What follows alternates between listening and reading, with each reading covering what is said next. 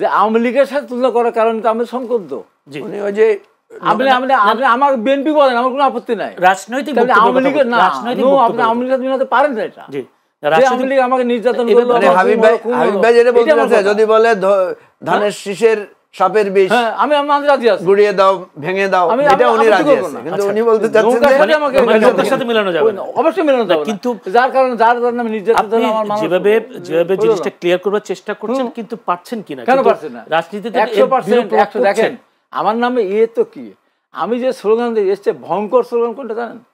সোহাগ হত্যার পরে এই যে বিশ্ববিদ্যালয় ছেলেরা বের হলো, হাসিনা গেছে যে পথে তারেক যাবে সেই পথে, শোনেন না, শেষ করে দেন, এটা এসছে 100 টন বেশি ওজনের গালি। জি, টিনের চালে কাওয়া তারেক রহমান, ঘোড়ার ডিম কি একটা বলছে, এটা মানা যায়? এটাই বিশ্রী, এটা মানা যায়? তারেক রহমান কখনো যায় নাই তার, এইটাই নিয়ে আমরা টক শো চালিয়েছি, অশ্লীল স্লোগান নিয়ে তোলে পল্টনে চলে লন্ডন। আরে মূর্খের দল, লন্ডন থেকে টাকা আসে না, ওখানে 1,000 পাউন্ড পাঠালে এখানে হয় 1,40,000। এই অশ্লীল স্লোগান নিয়ে শুধু আমরা একটা টক শো পর্ব চালিয়েছি আমরা গতকালকে, সেটা অশ্লীল স্লোগান। আমার কথা হলো কিন্তু হাবিব ভাই ঠিক না তো, কথা যেটা হচ্ছে সেটা ধরেন আমি ভুলে আপনার বিরুদ্ধে অশ্লীল কিছু বললাম, আমি ভুলে আপনার বিরুদ্ধে সীমা লঙ্ঘন করলাম, আমি তো অশ্লীল বলি নাই, সেটার কি পাল্টা অশ্লীল হবে? না না, এটা আমি তো অশ্লীল বলি নাই, একটা অশ্লীল বলি না। ধরেন তারেক সাহেবকে কেন্দ্র করে যে ধরনের অশ্লীল কথা, এটা কিন্তু প্রচুর সমালোচনা আমরাও করেছি, কিন্তু এটার কাউন্টারে কি অশ্লীল হবে? আমার তো অশ্লীল না তো, আমি বলছি যে ছুরি কাছে দা বড়ি দিতে কাটাই যায়, আমি তুলনা করলে এটা বলবে। আমি আগে রফিককে বলেছে কথা, আওয়ামী লীগের এমপিদেরকে বলেছে কথা, তা না বলে হতো। তারপর দেখেন আপনি যেটা দায় স্বীকার করলেন, আমাকে ম্যাডাম খালেদা জিয়াকে শাস্তি দেওয়ার পরিপ্রেক্ষিতে আমি কি বলেছিলাম? আমি বলেছিলাম যে ডক্টর আখতারুজ্জামান আপনার মাকে জিজ্ঞাসা করুন বেঁচে থাকলে, মা আম্মা আমি এরকম একটা ভদ্র মহিলা, একে আপনি মাকে জিজ্ঞাসা করুন আম্মা এই রায়টা সম্বন্ধে আপনার অভিমত কি? আপনার মা নিশ্চয়ই বললেন তোমার মতো সন্তানকে ফিরে ধারণ করে গর্ব অনুভব করতাম।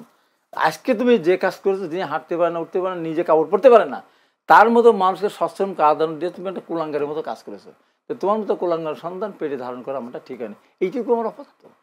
আর প্রেসক্রিপশন দাঁড়িয়ে ম্যাডাম যখন খুবই গুরুতর যাই অবস্থা, তখন আমি বিচারপতি আখতার বলেছিলাম যে আপনার কারণে আজকে ম্যাডাম খালেদা জিয়া মৃত্যুর মুখোমুখি, বিদেশে যাচ্ছে চিকিৎসা দিতে যাচ্ছে না, তাই আওয়ামী লীগ যতদিন ক্ষমতা থাকে ততদিন বেঁচে থাকবেন, যেদিন আওয়ামী লীগ ক্ষমতা থাকবেন সেদিন মারা পড়বেন, সেদিন মরতে হবে, মারা পড়ে মরতে হবে।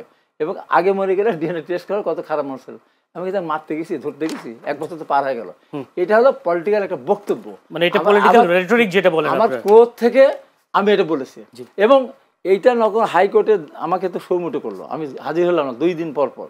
তারপর হাইকোর্টে যাওয়ার পর আমাকে র্যাব ধরলো, ধরার পর আমাকে কোর্টে নিল, আমার টোটাল বক্তব্যটা দেখালো, আমার কোনো আইনজীবী সবাই ছিল ঘর ভর্তি, আমার ওই টেলিভিশন এইটা দেখালো, ল্যাপটপ দেখালো, সব দেখা 16 মিনিটের আমার ওই বক্তব্য এই ইয়ের সময় বক্তব্য দেখানোর পর আমাকে মহামান্য আদালত বিচারকদের বললেন যে যা দেখানো হলো আপনি শপথ বাক্য উচ্চারণ করে বলেন এই কথাগুলো আপনি বলেছেন কিনা। আমি বললাম মাননীয় আদালত আমি শপথ বাক্য উচ্চারণ করেই বলছি, সব কথা আমি বলেছি। জি, আবারও ঘোষণা করছি ম্যাডাম খালেদা জিয়া, আমাদের তারেক রহমান এবং ডাক্তার জুবাইদুর রহমানের নাম বিরুদ্ধে এই ধরনের সাজা যে বিচারকই দেবে তার বিরুদ্ধে বলতেই থাকবো 100 বছর কারাদণ্ড হলো আর পর করি না। বলেছি আমি জেল হয়েছিল তো 5 মাস জেল হলো, 2 জন আনন্দের সাথে জেল খেটে জরিমানা দিবে। এই যে গত কয়েকদিন আগে বললাম না, হঠাৎ করে বাড়িতে শুয়ে আছে, কি হলো আমি 7 বস্তা টাকা স্বর্ণ অলঙ্কার বিরাট লোকার টকা দেখলাম, তাই আমি দাঁড়াতে রাখছি আমাকে থেকে সারা পৃথিবীতে এবং জামাতের লোকেরা বিভিন্ন জায়গায় সব শেয়ার করতেছে, ফোনে বলতেছে, সব আমাকে ঘুম থেকে উঠে বলবে দেখছেন তাড়াতাড়ি কি হচ্ছে এই অবস্থা, ভালো তো এত টাকা আমার। তারপরে আমার বলে একটা লাইফ না দেখুক আগে মানুষ।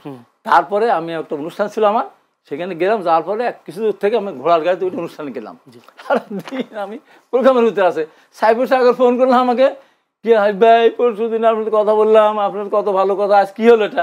আমি যাবো জেলখানা দেখতেছেন না, এই যে শত সেলিব্রিটি দেখাই দিলাম, দেখেন এই যে মিথ্যা, এত বড় মিথ্যাকেও তারা আমার বিরুদ্ধে অপপ্রচার করলো। আমি এখন বাঁধন ছাড়া লাগামহীন।